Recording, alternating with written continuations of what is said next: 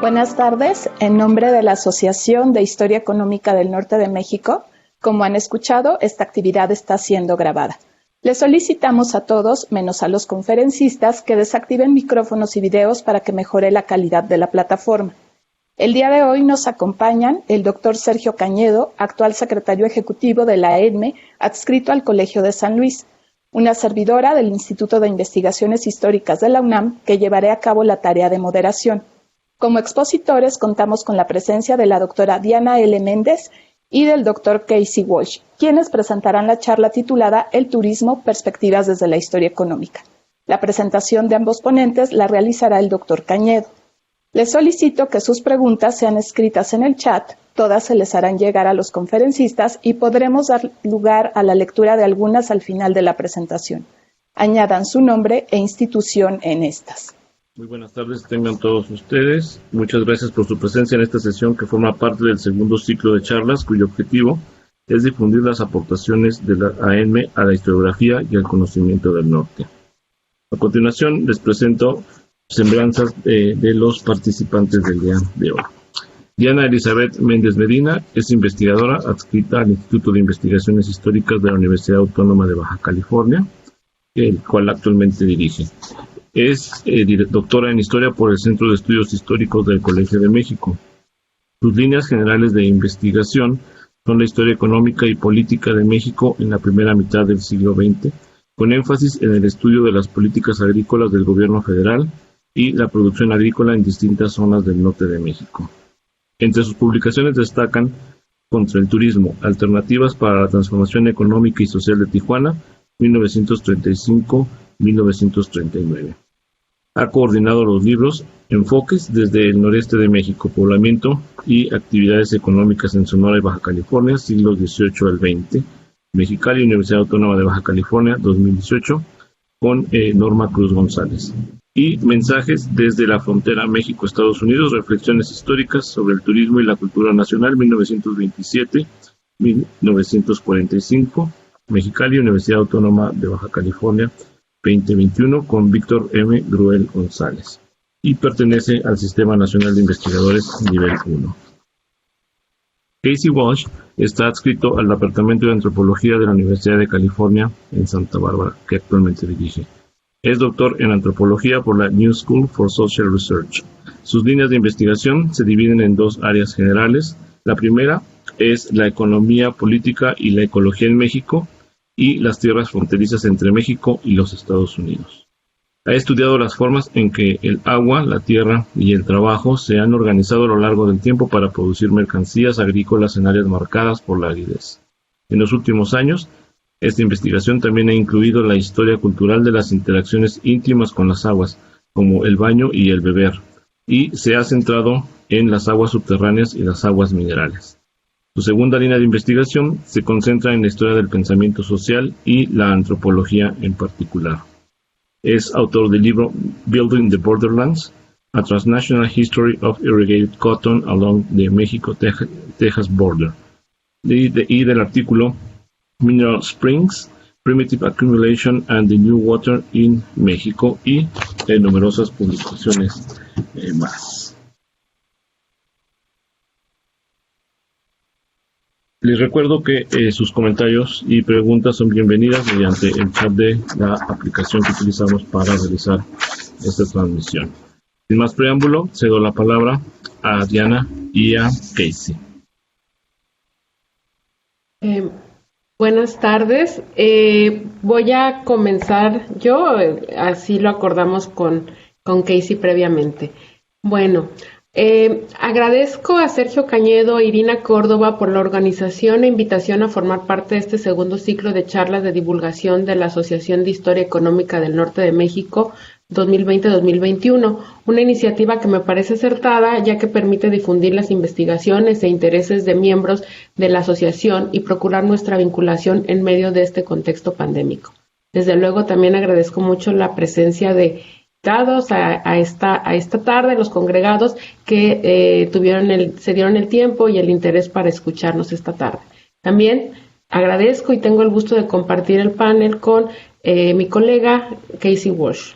A continuación vamos a exponer resultados de investigación que de manera indirecta tocan el turismo o actividades turísticas.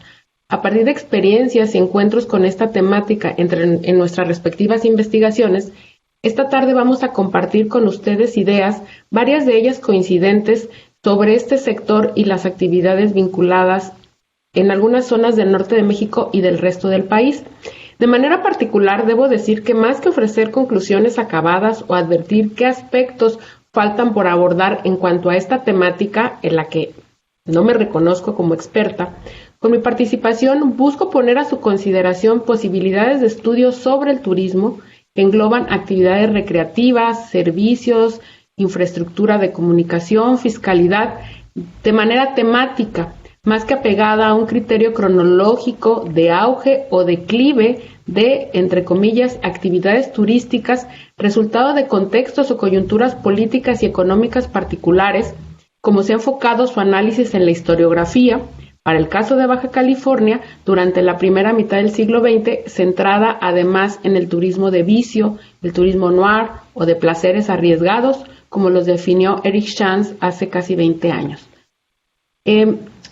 Dado el espacio o la zona de estudio con la cual yo me topo o encuentro, o parece ineludible que estudiando Baja California aún no tarde que temprano tope con el tema del turismo, es que me voy a referir o los ejemplos de los cuales les hablaré esta tarde tienen que ver con Baja California y una razón con la carretera panamericana en el noreste, pero ahora lo explicaré por qué.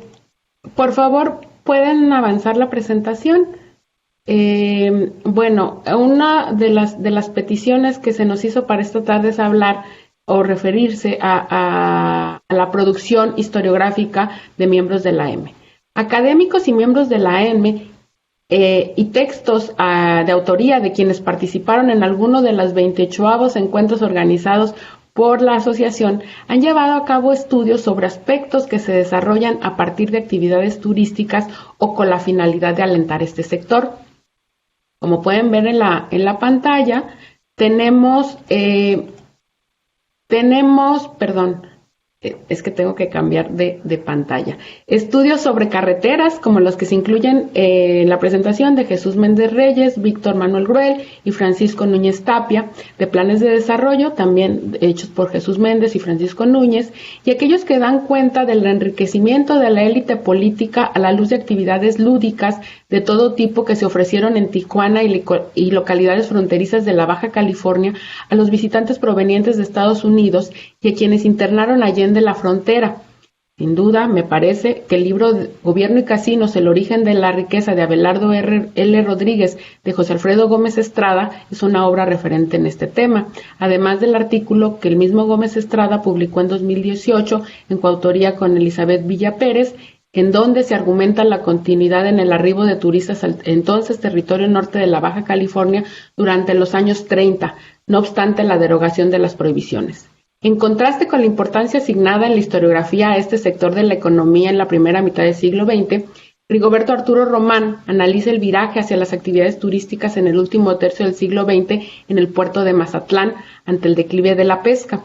De igual manera, Víctor Gruel, en su tesis doctoral, al margen de la carretera transpeninsular, turismo residencial, agricultura y minería de exportación en Baja California y Baja California Sur durante el siglo XX, presentada en junio del 2019, hace un recorrido por toda la ruta de la carretera y de las actividades económicas que la construcción de caminos carreteros y la conclusión de la transpeninsular posibilitó en cada uno de los circuitos que él delimita, siendo el turismo la actividad de mayor importancia en el circuito escénico, cuyo punto de partida es Tijuana. Avanzamos, por favor. Ok. No obstante, estos estudios, de acuerdo con el balance historiográfico sobre la producción historiográfica de historia económica y empresarial de miembros de la AM, próxima a celebrar su encuentro número 29, Mario Ceruti mostró en el corte de 2017 que de las 708 publicaciones, los estudios cuyo contenido principal versaba sobre transportes y servicios, que podrían tener vinculación o donde podríamos encontrar una vinculación con el turismo, sumaban un poco más del 8% total del trabajo, es decir, un porcentaje muy bajo. En los estudios sobre el turismo ha predominado el análisis hecho desde la historia cultural, muchos escritos por estudiosos de México en instituciones estadounidenses, examinando las representaciones de México y la manera como se proyectó a nuestro país como destino turístico. En años recientes, el turismo ha sido considerado también como parte de las estrategias de diplomacia cultural y soft power en el estudio histórico de las relaciones internacionales de México. Sin embargo, es de nuestro interés resaltar la importancia de no soslayar en los estudios sobre el turismo el análisis de las obras de infraestructura de comunicación, la constitución de empresa, la elaboración de planes y políticas públicas, así como la relevancia de los ingresos fiscales que generan estas actividades, los trabajadores y las condiciones laborales, así como el impacto ambiental de una actividad con tanto peso en algunas zonas del país. La promoción del turismo y de México como destino turístico fue parte de las estrategias diplomáticas, entre otras cosas, para mostrar la imagen de México ante el mundo en búsqueda del reconocimiento internacional desde los años 20, pero también se incentivó como una vía para detonar el desarrollo regional en zonas periféricas, por ejemplo, las penínsulas de Baja California y Yucatán en los años 30. Estos objetivos han convertido al turismo en un elemento de peso en la política económica del gobierno federal a lo largo del siglo XX.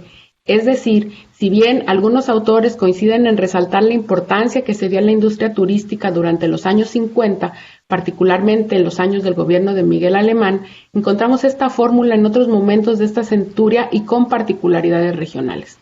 En el caso de Baja California, hay evidencias en fuentes que también ya han dejado de manifiesto algunos autores que hubo una promoción turística desde los años 20 como parte de la política económica, proyectando la construcción de un corredor turístico, el proyecto Irigoyen, que sintetiza Jesús Méndez Reyes en uno de sus trabajos, que refería al principio, que pretendía comunicar los estados fronterizos de Estados Unidos con el distrito norte de la Baja California y en un segundo momento, nos dice el autor, con los distritos norte y sur del espacio peninsular. Proyectos que se compaginaron, traslaparon y por momentos se confrontaron con iniciativas particulares más allá del fomento público de esta actividad. Ahora, los capítulos que integran el libro que ustedes ven, cuya portada ustedes ven, y así como el capitulado, titulado Mensajes desde la frontera, que coordinamos su servidora y el doctor Víctor Burel, propone una ruta metodológica para examinar el turismo, haciendo un cruce de políticas públicas, del uso que se hizo de recursos visuales y de promoción de zonas y actividades turísticas, en muchas ocasiones haciendo alianzas con las élites políticas y económicas regionales. Un ejemplo de ello es la carretera panamericana, inaugurada en julio de 1936, convirtiéndose este hecho en un momento estelar de la promoción turística del noreste en la primera mitad del siglo XX, robando cámara al Valle de México, como lo afirma Claudia Garay en el capítulo incluido en este libro titulado A 100 kilómetros por hora, la revista Mapa y las imágenes turísticas desde las fronteras del noreste y noroeste mexicano, 1934-1940, apoyada para el análisis de la construcción, los fines e intereses de esta obra en los estudios de Luis Anaya y Víctor Burel. Contando con la revista Mapa como principal fuente, Claudia Garay presenta un certero análisis de la estrategia visual del gobierno mexicano en la manera de representar los mapas carreteros. Afirma esta autora que, cito, la carretera panamericana abrió otro tipo de posibilidades para las prácticas cartográficas. Los mapas carreteros, que en ocasiones hicieron carteles o eran parte de las guías y revistas turísticas, fueron un ejercicio de abstracción que recuerda los sistemas de poder que actúan dentro de estas representaciones. Fin de la cita. Pero también en su análisis deja entrever los intereses de integrantes de la élite política mexicana, noresteña, y específicamente de Luis Montes de Oca y otros integrantes del grupo sonorense en la promoción de esta obra. Por otra parte, es evidente que cada régimen presidencial priorizó destinos turísticos, que, de acuerdo con las tipologías elaboradas por estudiosos del turismo, podrían ser turismo de sol y playa, turismo rural, enoturismo, turismo paisajístico y, denominaciones contemporáneas como turismo médico, etc. Y también un perfil de turista ideal. Por ejemplo, el gobierno cardenista favoreció un turismo cultural para las masas, en particular la clase media mexicana, Con el turismo nacional vendría la construcción de infraestructura, de acuerdo con este plan del cardenismo, electrificación, construcción de carreteras, distribución de tierra y por ende el desarrollo regional, el desarrollo económico regional. Así lo señala Jennifer Jolin en un libro dedicado al estudio de Pátzcuaro, que es un centro por autonomía y promovido por la política turística del cardenismo. De igual manera, durante los años 30 se fomentó el turismo automovilístico de estadounidenses a través de la carretera México-Laredo, como coinciden en señalar Anaya, Gruel y Garay, aunque combatió intensamente el turismo para estadounidenses en Tijuana y Ensenada en los años 30, valiéndose de todos los recursos, el marco legal, las facultades del Poder Ejecutivo, de los medios de comunicación y la propaganda en esta cruzada, llevando hasta sus últimas consecuencias la erradicación del turismo en las localidades fronterizas de Baja California. Este proceso es el que yo analizo en el capítulo del libro Contra el turismo en Tijuana, que también se incluye en este libro, que espero pronto les podamos compartir. Siguiente, por favor. Ahora, me voy a permitir referir rápidamente para ejemplificar esta propuesta de estudio del turismo, integrando en el análisis distintas perspectivas y fuentes en un episodio del turismo enológico en Baja California, que compete a la segunda mitad del siglo XX. La promoción de los viñedos y la producción de vino, que se sintetizó en la creación de la Ruta del Vino en la primera década del siglo XXI, que hoy es el producto estelar del turismo en Baja California, tuvo un primer ensayo a fines de los años 70. Los gobernadores Milton Castellanos y Roberto de la Madrid, en concordancia con las políticas del gobierno federal, que se propuso convertir a los puntos de entrada fronterizos como un espacio que invitara a traspasar estas localidades y adentrarse al resto del país, promovieron la industria vitivinícola como un atractivo para los visitantes provenientes del sur de California, con la intención de que extendieran su permanencia más de 12 horas y de esta manera potenciar la derrama económica, particularmente el ingreso de los preciados y necesarios dólares a las arcas nacionales a fines de los años 70.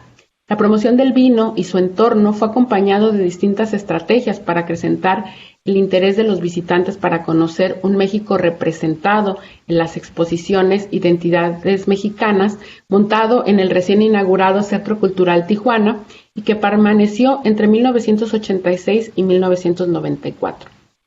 Este proceso es examinado por Montserrat Espíndola Hernández en su tesis de licenciatura, Política Cultural y Turismo en Tijuana, estudios sobre el Centro Cultural Tijuana y sus exposiciones, 1982-1988. ¿Pueden avanzar el siguiente, por favor? Otra estrategia fue la celebración del 17º Congreso Internacional de la Organización Internacional de la Vid y el Vino en Tijuana, con un programa de actividades extendido en Ensenada y particularmente al Valle de Guadalupe, que fue bautizado como el Valle de Calafia por decreto en abril de 1980. De manera simultánea, en las mesas de discusión de asuntos técnicos se llevaron a cabo una serie de actividades artísticas, gastronómicas, patrocinadas por las grandes bodegas que habían conseguido subsistir a la época de declive de esta industria en los años 50 y acaparaban la producción de vino en Baja California. La prensa dio cuenta de estas actividades. Pueden avanzar, por favor, la presentación. Asimismo, se imprimió un folleto con patrocinio de Pedro Domecq. Las gestiones y el lobbying para conseguir que México y particularmente Baja California fueran sede del Congreso de la OIV corresponden a la intención del turismo como parte de la diplomacia que cabe señalar fue llevada a cabo el lobbying y la gestión desde la CONAFRUT y de una vía para proyectar a México como un sitio de interés atractivo para los visitantes, particularmente extranjeros provenientes de Europa. Las actividades de la vendimia que se llevaron a cabo en el Valle de Guadalupe, en el Congreso de la OIF, fue una recreación elaborada para la ocasión. Años antes, y pueden ver ustedes en las diapositivas que por favor les pido que pasen, años antes los productores de vid y vino hicieron una celebración y allí hay una imagen de la vendimia en Tecate en los años 50 o las festividades en el poblado Francisco Zarco, que conocemos a través de testimonios recopilados por la doctora Viviana Santiago y entrevistas que están transcritas en el archivo de historia oral que se resguarda en el Instituto de Investigaciones Históricas de la UABC. No obstante, el gobierno federal y el local, junto con las grandes bodegas, retomaron estas festividades para agregar valor y atractivo a uno de los valles vinícolas de Baja California. Las imágenes, y con esto voy a concluir mi participación de este episodio y de una propuesta de un trabajo que está en curso, pero quiero hablar y señalar, advertir sobre la importancia que tienen las fuentes, sobre todo las imágenes, las guías de turistas, los mapas, y que generalmente cuando hacemos o nos enfocamos en aspectos materiales o a hacer estudios desde la historia económica, de alguna manera soslayamos. Pero creo, y esa es la idea que me gustaría transmitir en esta tarde y poner sobre la mesa, que tenemos que hacer, así como hacer un cruce de aspectos o de elementos, también un cruce de fuentes y leer a través de estas imágenes cambios en el paisaje, pero también en rutas, cambios en las políticas públicas y en la manera como se utilizan o se recurre a estos elementos con fines económicos o, en este caso, de fomento económico de esta actividad que es el turismo. Y nada más, dado este contexto que hemos vivido en cuanto a la investigación y la imposibilidad de acudir a acervos físicos, aquellos que tengan interés en el estudio sobre el turismo, el acervo en línea disponible de National Geographic, donde encontramos mapas, evidencias fotográficos, resultan de suma valía. Y con esto concluyo. Muchas gracias por su atención. Buenas tardes a todos y todas. Gracias, Diana, por la presentación muy interesante y gracias a los organizadores de este seminario por invitarme a participar, compartir algunas ideas sobre el turismo en el norte de México. Yo también, mis temas no son estrictamente sobre el turismo, pero en el transcurso de realizar un trabajo sobre las aguas minerales y aguas termales en México, aprendí sobre el tema de turismo y vi en el contenido de la investigación aspectos del turismo en México, los que voy a compartir con ustedes.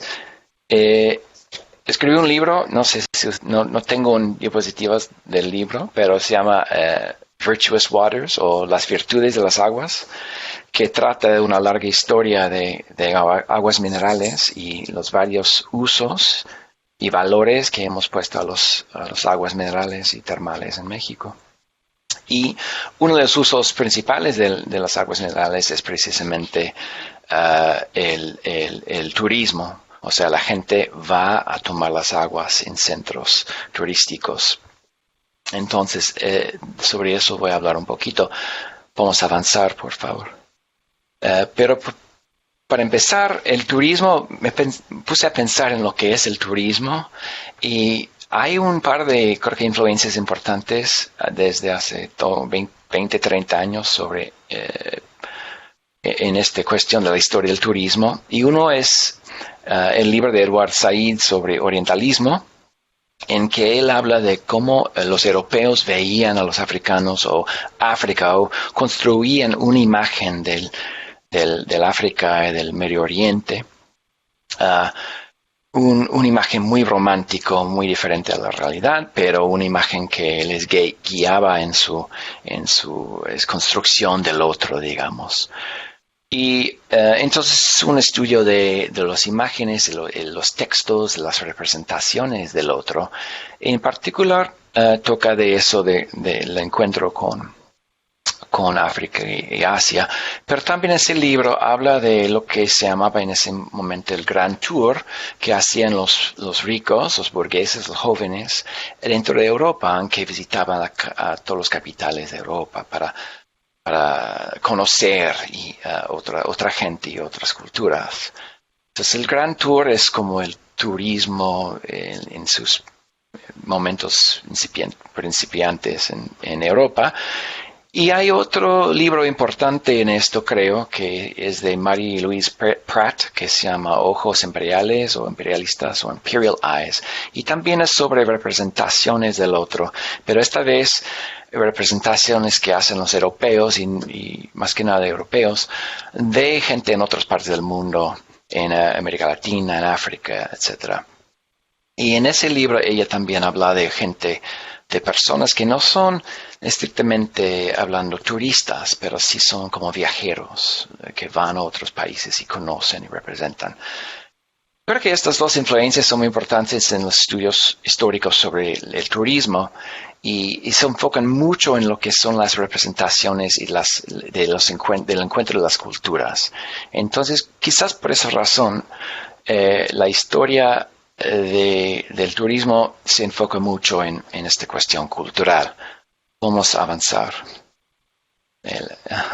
Pero sí hay otras dimensiones del turismo que se deberían tomar en cuenta.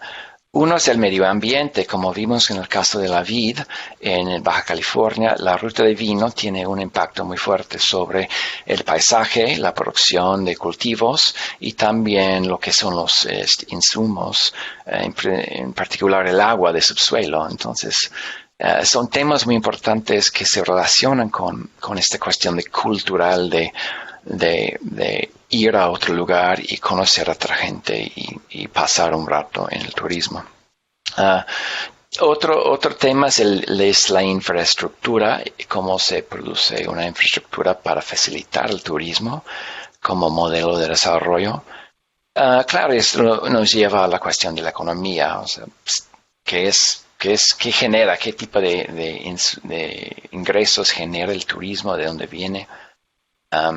Y un tema final de estas otras dimensiones del turismo que podríamos contemplar es la diferencia entre el turista y su experiencia y también las experiencias de otra gente que también viajan y tienen contactos con otra gente en distintos momentos de la historia. El turismo empieza en el siglo XVIII, más que nada, siglo XIX, empieza a subir. Y antes de eso había viajeros viajando, conociendo, pero eran misioneros, gente religiosa o soldados, o incluso gente que migraban a trabajar. Podemos avanzar. La diapositiva es la que sigue. Entonces voy a hablar un poco del noreste ahorita, o del norte de México y el turismo. Y quiero hacer dos argumentos muy generales y muy breves para dejar espacio para las preguntas y la conversación. Y primero es que hay, como siendo el norte de México, una parte de un país que colinda con otro país, es una zona en que se puede ver una influencia importante del turismo en lo que es la economía de la región y economías locales e incluso las experiencias de vida de la gente que vive en esa zona. Entonces, el norte de México es un lugar importante para ver el turismo. Y el segundo argumento que voy a ver un poco después es de que esa experiencia con el turismo en la zona fronteriza, más que nada en Baja California, se lleva al centro de México cuando llegan los gobernantes después de la revolución. Y es esa experiencia en la frontera que da base a un proyecto de desarrollo turístico o una estrategia de desarrollo turístico entre los gobernantes del estado post-revolucionario, y voy a hablar un poco de eso después en esta presentación. Pero la primera parte el primer argumento se puede entender bien, creo, tomando en consideración el caso de Topo Chico, Nuevo León. Topo Chico era un pueblo, una congregación, oficialmente hablando, de gente que vivía de una pequeña fuente de agua mineralizada, agua termal, pero no tan mineralizada que afectara a los cultivos. Entonces se podía usar para los huertos de la congregación San Bernabé de Topo Chico, creo que se llamaba. Y entonces una comunidad campesina se crece en este contexto de unas aguas minerales en Topo Chico. Alrededor del 1850, después de la lamentable guerra entre México y Estados Unidos, se empieza a producir relatos de los soldados que viajaban sobre el norte de México, y Topo Chico es mencionado en estos cuentos, digamos, de los viajeros. Y más gente llega a la zona de Monterrey, de Topo Chico, para conocer la zona, y van a Topo Chico a tomar las aguas. Y eso porque hay una larga tradición en los Estados Unidos, Europa y de hecho en la Ciudad de México también, en otras ciudades del mundo, de tomar aguas para conseguir los beneficios de las aguas minerales y termales, beneficios de salud principalmente. Entonces la gente viajaba para tomar aguas, y Topo Chico gana fama en muchos lugares, pero en particular en Estados Unidos, en México, como fuente de agua saludable para bañarse y para tomar también. Entonces, alrededor de 1890, después de se construyera el ferrocarril del norte, empieza a llegar mucha gente a Topo Chico a tomar las aguas.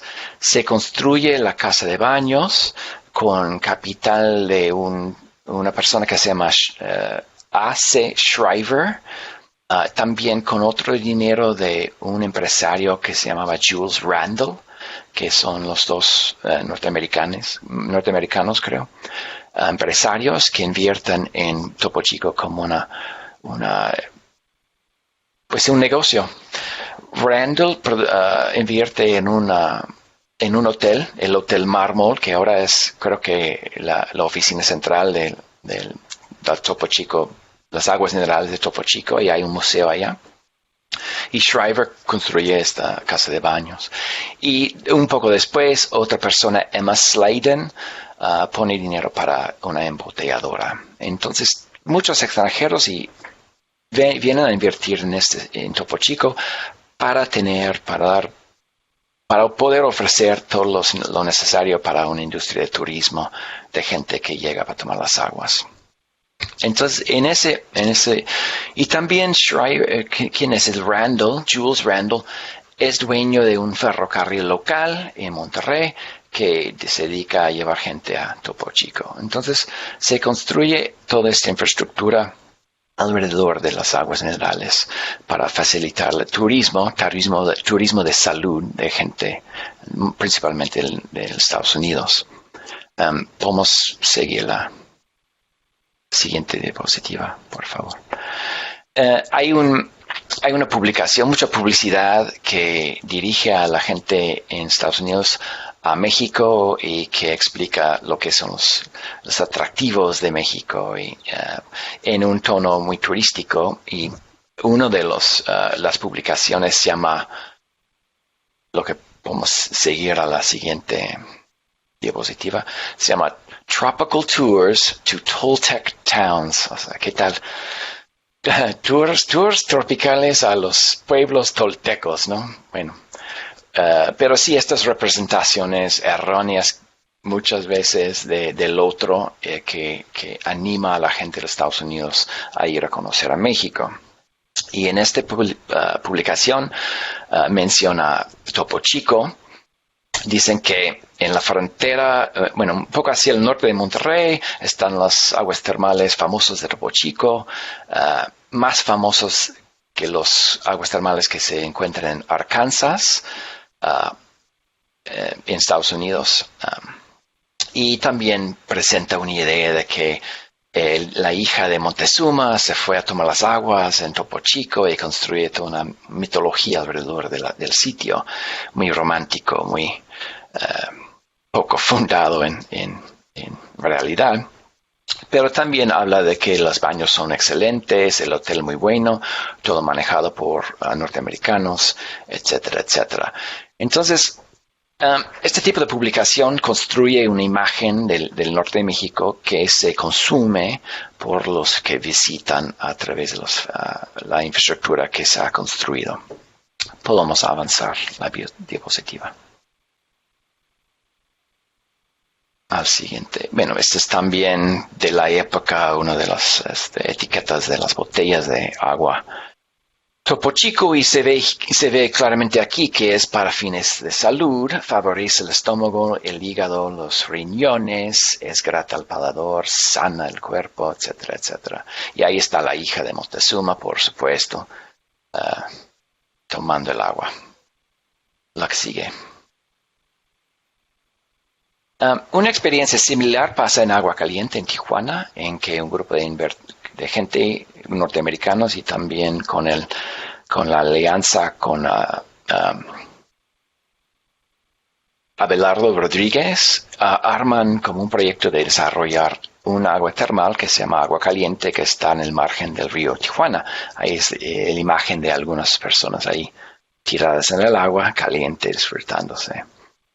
Y bueno, la historia de Agua Caliente es conocida. Hay un libro de Vanderwood sobre ese lugar y se vuelve como un centro de turismo nocturno, digamos, de juegos de azar, etcétera, etcétera, y que genera muchos ingresos en la zona. Es como un polo de desarrollo en base al turismo para Tijuana.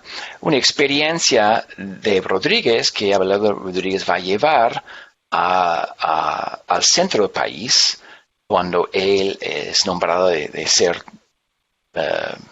presidente postizo, digamos, por 2 años en los años 30, principiantes de los años 30, entonces la que sigue.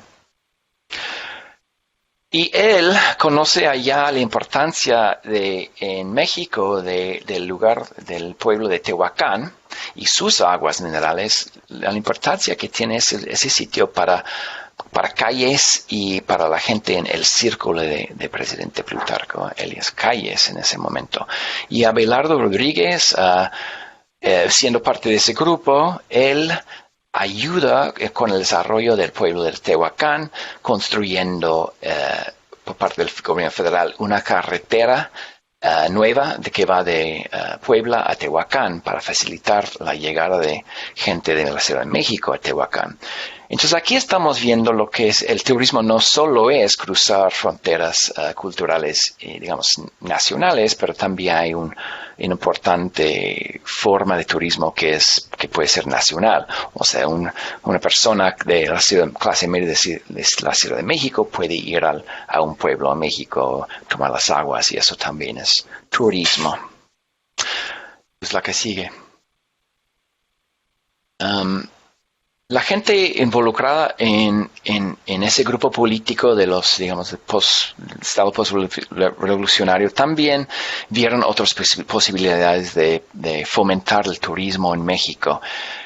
Después de Tehuacán, fueron sobre Acapulco y Pascual Ortiz Rubio en particular creó un consorcio para desarrollar un proyecto en Acapulco, y Ortiz Rubio también creó una compañía que se llama Campos Mexicanos de Turismo, CMT, que tenía un proyecto en Ixtapan de la Sal, otra vez sobre las aguas minerales en el centro del país.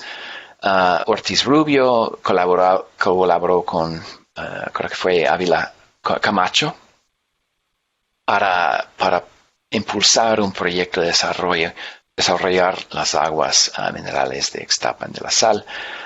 Después de muchas peleas con la gente local, terminaron negociando, y al final, en los años 40 creo, un resultado, un trato en que el pueblo de Ixtapan pudo desarrollar un balneario municipal en el centro del pueblo, y de que los de afuera podían aprovechar de aguas minerales y termales en otro lugar, lo que es ahora el parque acuático de Ixtapan de la Sal. Pero es otro momento en que esa influencia del norte que pasa de Rodríguez, que va a través de Tehuacán y termina expresándose, digamos, en un proyecto, una política de desarrollo turística en México, y un proyecto de desarrollar a Ixtapan de la Sal en particular. La que sigue, si hay otra más, no sé si hay. Y esta es una imagen, una semblanza de lo que es el balneario municipal de Ixtapan de la Sal en los años 40, creo, que una vez terminado el edificio. Entonces creo que hay muchos temas en el turismo, la historia del turismo que podemos investigar. A mí me parece muy interesante esta cuestión de cómo el turismo se basa en y tiene un impacto en el medio ambiente de un sitio u otro sitio. O sea, en el Valle de Guadalupe, el mantenimiento de una producción de vid que tiene, claro, vino, pero turismo también va a tener fuertes impactos en lo que es el agua del subsuelo en esa zona. Y creo que podemos ver muchos temas iguales en distintos lugares en México y otros países. Entonces ya con eso termino mi contribución. Agradezco la atención de todos ustedes. Muchísimas gracias a nuestros dos expositores el día de hoy, la doctora Diana Méndez, el doctor Casey Walsh. Nos han hablado sobre distintas regiones, sobre todo sobre 2 regiones en el norte de México en las que se han desarrollado actividades turísticas que ellos han tenido oportunidad de historiar.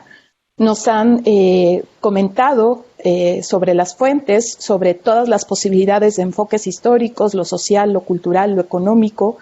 Nos han compartido también algunas inquietudes que ellos consideran que están abiertas para la investigación de futuras generaciones, y tenemos ya en el chat 2 comentarios en los que también nos comparten perspectivas sobre la importancia de este tema. El primero es del doctor Luis Aboites, del Centro de Estudios Históricos del Colegio de México. Él nos comenta que en el archivo de Víctor Urquidi, en la institución, en el Colmex, se pueden ubicar fuentes o se puede ubicar al turismo como opción para obtener divisas, dólares, luego de la caída del algodón como fuente de ingreso de estos capitales.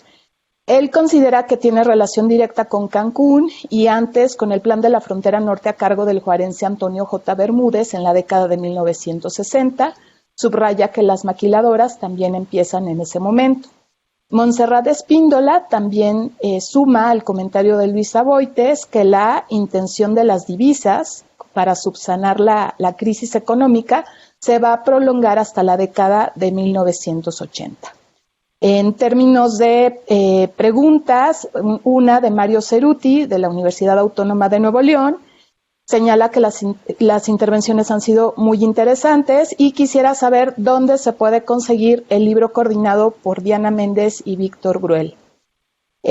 Una pregunta más es de Luis Aboites, y quiere saber si alguno de los ponentes o presentes sabe o conocen las fechas, las pirámides de Tijuana y Ciudad Juárez. ¿Alguien sabe de qué fechas son las pirámides de Tijuana y Ciudad Juárez? Esa es su pregunta. Y bueno, Víctor Gruel, de la Universidad Autónoma de Baja California, señala que ambas bebidas, Topo Chico y el vino del Valle de Guadalupe, son productos locales que han logrado abrirse a un mercado pues nacional y tal vez internacional en algunos casos. Su pregunta es ¿cuál sería el impacto en la identidad en estos días de globalización, ¿no?, respecto a esos 2 productos? Iván Tlacoyot agradece la presentación, igual que Montse Espíndola y otra Montserrat, que es de Historia de la UNAM y está desarrollando una tesis de licenciatura en turismo. Quisiera hacer algunas preguntas sobre Topo Chico, específicamente si se desarrolla durante el Porfiriato y en ese sentido si hay alguna periodicidad sobre el turismo, es decir, ¿ya existía el turismo en el Porfiriato o si es un proyecto posrevolucionario? Entonces le damos la palabra a nuestros expositores para que comenten algo sobre estas inquietudes de los asistentes. Bueno, yo me puedo ir por lo más sencillo, más concreto del doctor Ceruti. Muchas gracias por preguntar. Pues yo espero que muy pronto tengamos el libro en físico. Es un proyecto que iniciamos a fines del 2018. Ya estamos en espera de los resultados de la última revisión. Ya tenemos las galeras, ya tenemos prácticamente todo. Entonces, espero que en menos de un mes lo tengamos disponible y, por supuesto, le hacemos llegar con mucho gusto a usted y a quien tenga interés en consultar el libro publicado por la UABC. Sobre lo que comenta Luisa Boites respecto al archivo de Víctor Urquidi, yo no lo he consultado en ese tema. Sí conozco un trabajo, pero me imagino que ha de ser muy rico en información respecto a al turismo y a esta política o parte de la política económica. Hay un texto que publicó, no recuerdo si en 1973 o 1976, junto con Sofía Méndez, donde hay un plan para esto de los centros comerciales con productos ancla en los espacios fronterizos, de tal manera que como una forma de incentivar no solo el turismo, sino la economía local. De alguna manera se dibuja lo que será pocos años después, y que ya en ese momento se discutía, que es la zona Río, ¿no? Y estos productos que desde ese momento y hasta la actualidad se ofrecen en supermercados locales como Calimax, ¿no? Que para los baja californianos es común.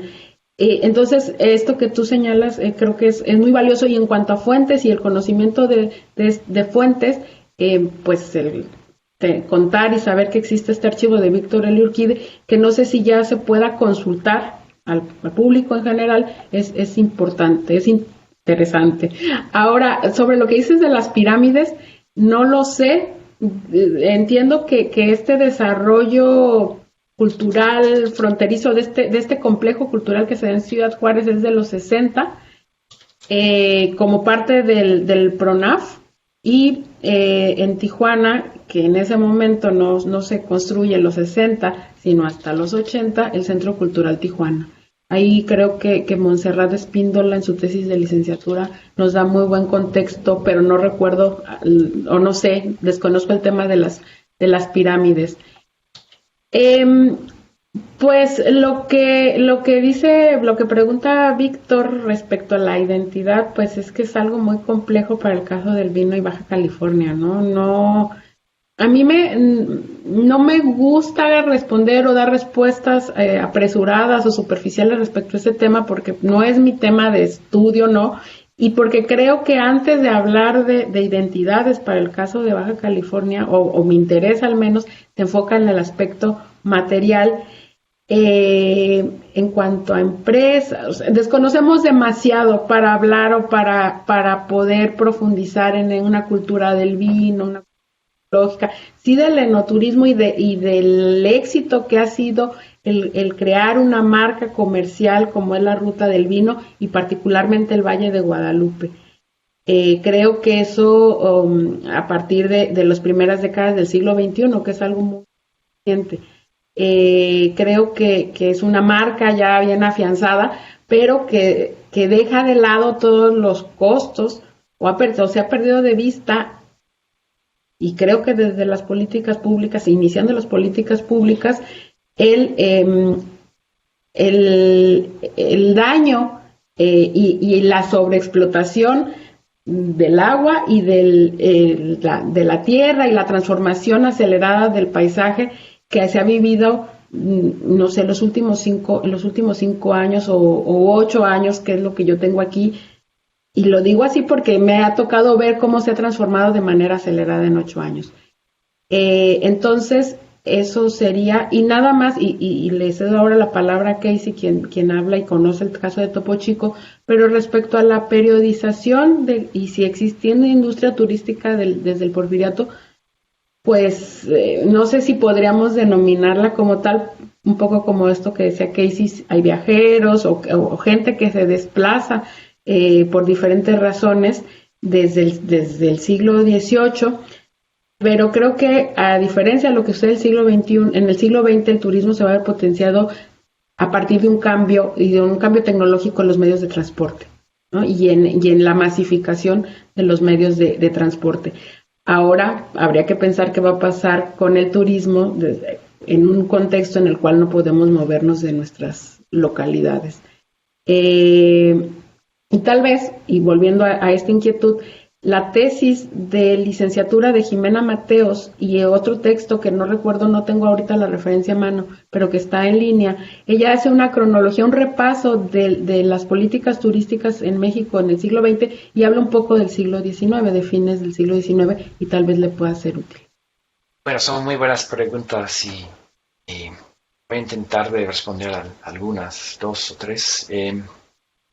Sobre los impactos en la identidad, yo creo que es muy interesante eso, de cómo un producto o mercancía que se produce en un lugar después viaja como representante de ese lugar. Y de hecho está construido en su mercadotecnia para representar ese lugar. Entonces, Topo Chico, sus imágenes de la botella, etcétera, etcétera, están diseñados de producir alguna imagen de esa zona. Entonces, sí, yo creo que sí hay un trabajo cultural ahí de representación y de identidad, y me hace pensar en el hecho de que nosotros, todos que vivimos en un lugar que recibe turistas, de hecho podemos hacer turismo donde vivimos, ¿no?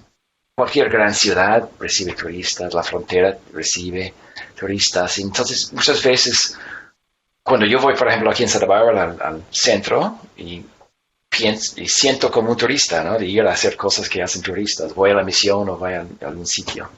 Es interesante reflexionar en nuestras propias identidades, los que vivimos en esas zonas turísticas, cuando estamos consumiendo actividades de turistas. Hay un juego muy interesante cultural de identidad en eso. Entonces, buena pregunta. Claro que hay turismo en el Porfiriato. Acabo de poner la liga del libro que escribí sobre esto. Está en el chat. Es de acceso abierto, gratis. Entonces pueden leerlo si quieren. Pero parte de lo interesante de las aguas minerales es que hay un modelo muy refinado de Europa de ir a tomar las aguas. Los burgueses, las ciudades se iban al campo, pasar un rato, una semana, 2 semanas, tomando aguas. Y ese modelo se intentaba de importar a México, pero nunca tuvo suficiente mercado, pues no había gente que realmente podía ir, o gran público que podía ir a un sitio de aguas termales. Entonces, hasta el Porfiriato, realmente no había mucho turismo de ese sentido. Se iba la gente de la ciudad de Guadalajara, por ejemplo, a tomar las aguas del río Zapopan, pero regresaba en la tarde. Un turismo quizás, pero no para quedarse. Y ya eso es más común con la infraestructura de los ferrocarriles con el Porfiriato, de ir y pasar un rato en otro lugar de México.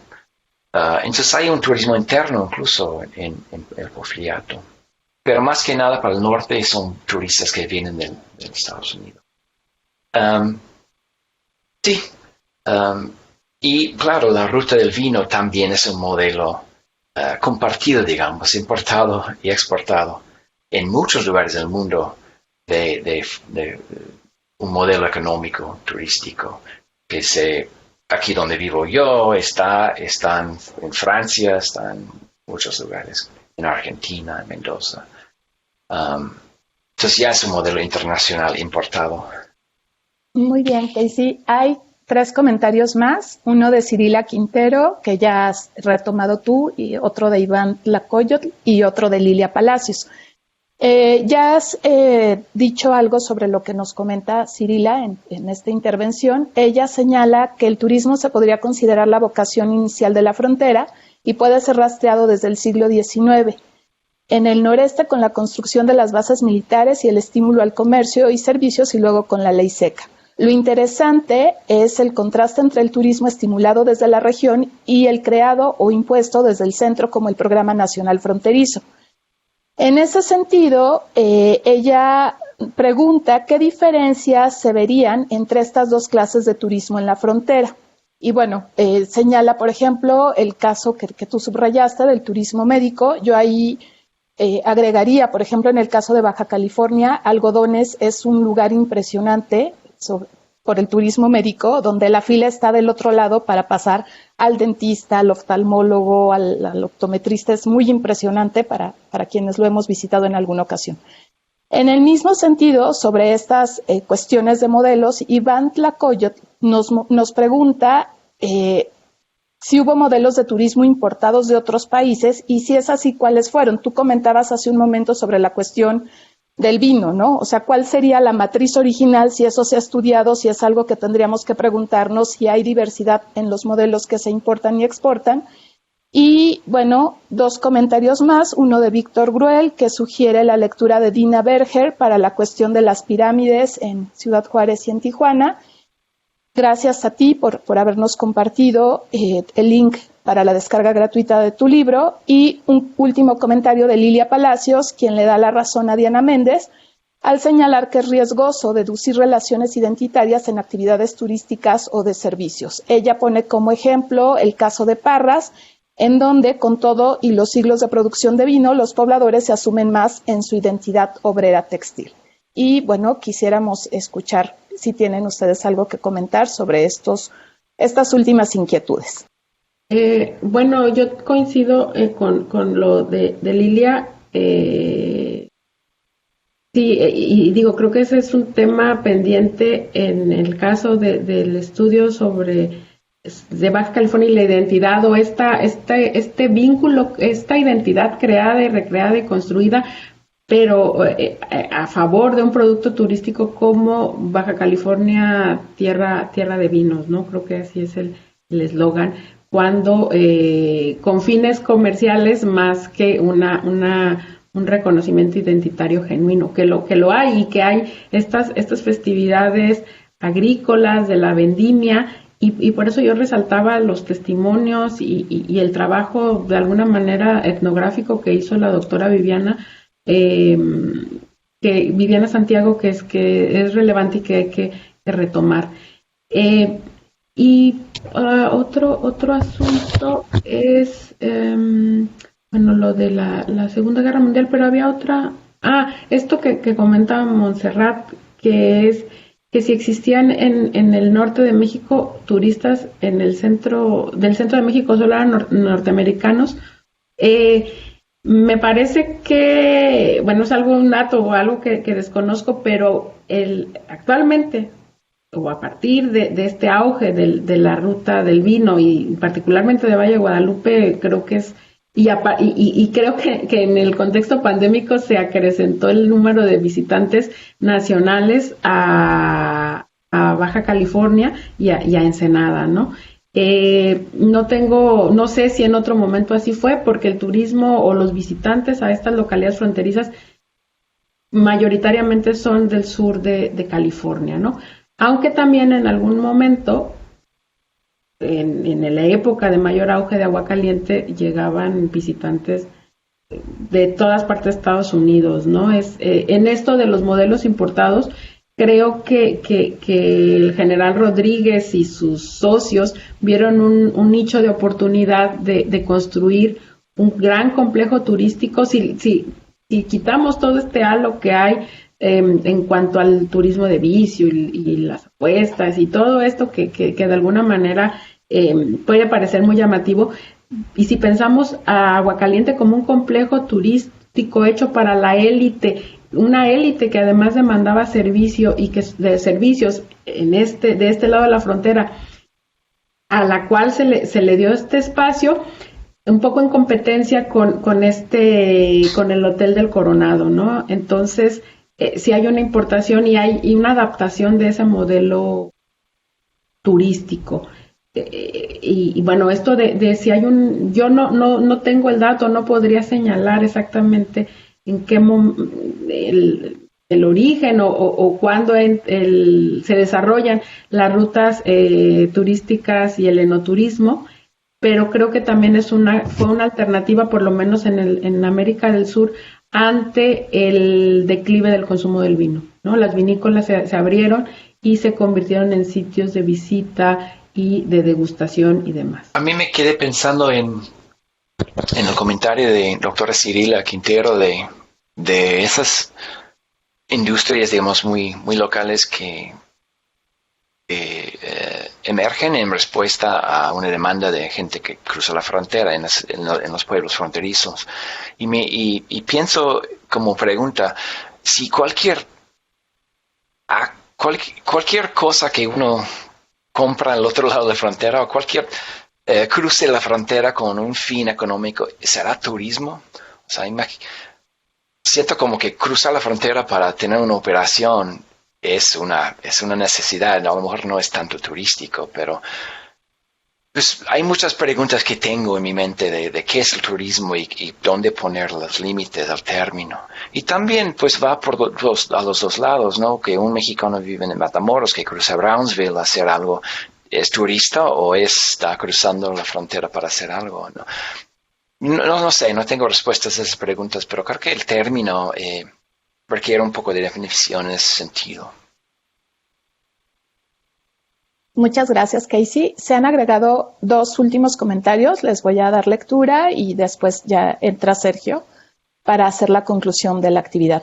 Catherine Betzina del CIDE nos dice, un poco complementando la inquietud de Iván, que el turismo de playa que se desarrolla después de la Segunda Guerra Mundial tiene como objetivo recrear las comodidades estadounidenses en los países que estos turistas visitan.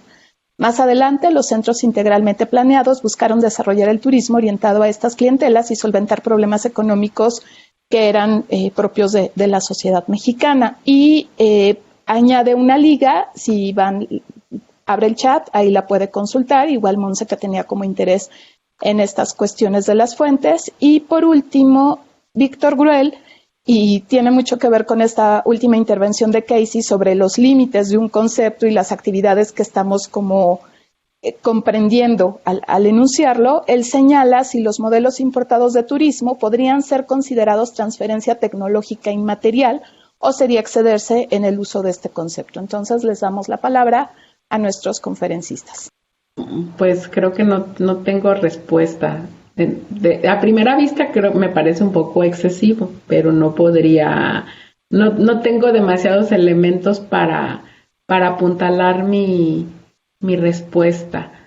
Y un poco señalando ante esta inquietud de Casey, yo también pensando en este diálogo que los historiadores establecemos con otras disciplinas, yo no sé qué resultados podríamos obtener de ese diálogo o de recurrir a conceptos o definiciones que utilizan los estudiosos del turismo, ¿no? Porque ellos sí, hasta donde dan mis lecturas, para ser turista necesitas pasar 48 horas en un sitio, con tener ciertos propósitos, porque sí es algo muy difuso, ¿no? Sobre todo en espacios como en donde nos encontramos de visitas fronterizas, de 12 horas, de 5 horas, etcétera, ¿no? Entonces, habría que pensar y ver si los conceptos acuñados por los estudiosos del turismo podrían ser útiles como categorías de análisis. Sí, el concepto de transferencia tecnológica me parece un poco complicada, porque sería como un diseño de cómo organizar una actividad económica. A lo mejor eso es tecnológico, el diseño, concepto, pero no sé, sería intentar de usar el concepto y a ver hasta dónde te lleva. Pero sí, la idea de turismo, yo también pienso en eso. Si vivo, por ejemplo, en la Ciudad de México y voy al centro histórico para ver un museo, soy turista. A lo mejor estoy yendo a un lugar donde nunca voy y veo allá gente con quien no mucho convivo, pero ¿soy turista o no? O sea, ¿qué tanta distancia cultural tiene que haber para que uno sea turista en su actividad económica? Y parte de eso es que el modelo de turismo es de ofrecer una diferencia cultural. Entonces, yo podría armar una economía turística muy local, ofreciendo diferencias fictivas, ¿no? Armar una imagen de la historia de pirámides en Juárez o en Santa Bárbara, California, ¿no? Para crear una especie de actividad económica turística para gente que vive allá. Esta ficción de que van a ir a un lugar diferente. No sé, a mí me parece como muy rica el concepto de turismo en ese sentido, pero... no creo que haya una definición muy cerrada, pues.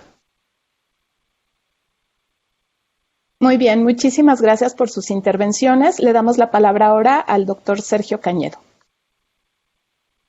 Muchas gracias a quienes siguieron la transmisión de la charla del día de hoy. Los videos de las sesiones anteriores están disponibles en el Facebook de la AENME y en las redes sociales del Colegio de San Luis. El próximo 10 de junio a las 17 horas tendrá lugar la siguiente y última charla de este segundo ciclo titulada El Plan Hidráulico del Noroeste, un plan ilusorio sobre los usos del agua en México, 1966-2006, a cargo del doctor Luis Aboites Aguilar y del ingeniero José Luis Jardines. Y a los que todavía no se hayan desconectado y quieran activar su cámara, les agradeceremos que lo hagan para tomar una imagen de recuerdo de esta sesión. Muy buenas tardes. Listo, gracias. Hasta la próxima. Gracias a todos. Hasta luego. Hasta luego.